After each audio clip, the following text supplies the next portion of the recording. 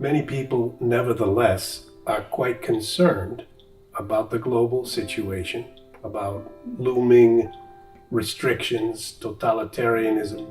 In Italy, there have been dock workers in Trieste striking against the requirement to receive the vaccination.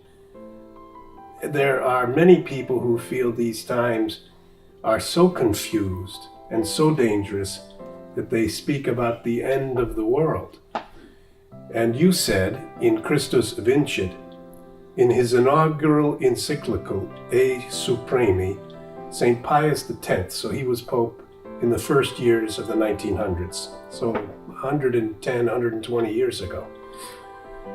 He remarked that so serious was the gathering storm of error at the beginning of the 20th century, relativism, modernism, that he would not be surprised to hear that the Antichrist was already on this earth. Where do you think we are more than 100 years later? Do you believe the Antichrist is here? Well, we are stating evermore the phenomena which Pope Pius X described 100 years ago are increased evermore, the relativism, the fight against God, against his laws. And so the signs of the end time are more clearly now in our time. But nevertheless, it is not up to us to know the time. As Jesus Christ told to the apostles in the Act of the Apostles, it's not upon you to know the times. We have to be always vigilant and ready for the coming of the Lord.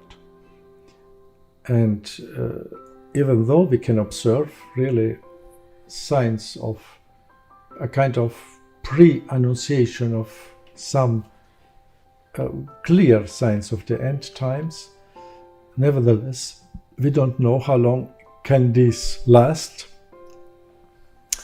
And we don't know if God will concede the humanity and the church again a time of true flourishment, spiritual renewal.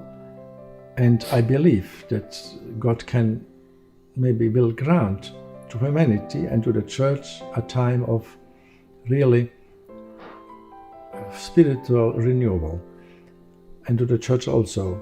Or as Our Lady in Fatima said at the end times, my Immaculate Heart will triumph. It could be that this time of a new renewal and true springtime of the church and a peaceful and life of the civil society in dignity will be granted by God.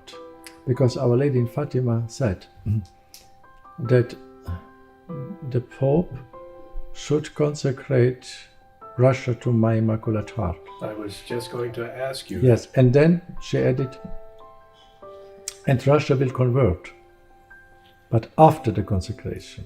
So we have to follow her words. So the sequence of the words, the consecration to Russia, then she speaks about the conversion of Russia, and then she speaks, and then God will grant to humanity a time of peace. And I think we can believe that God will still grant us, humanity, a time of peace.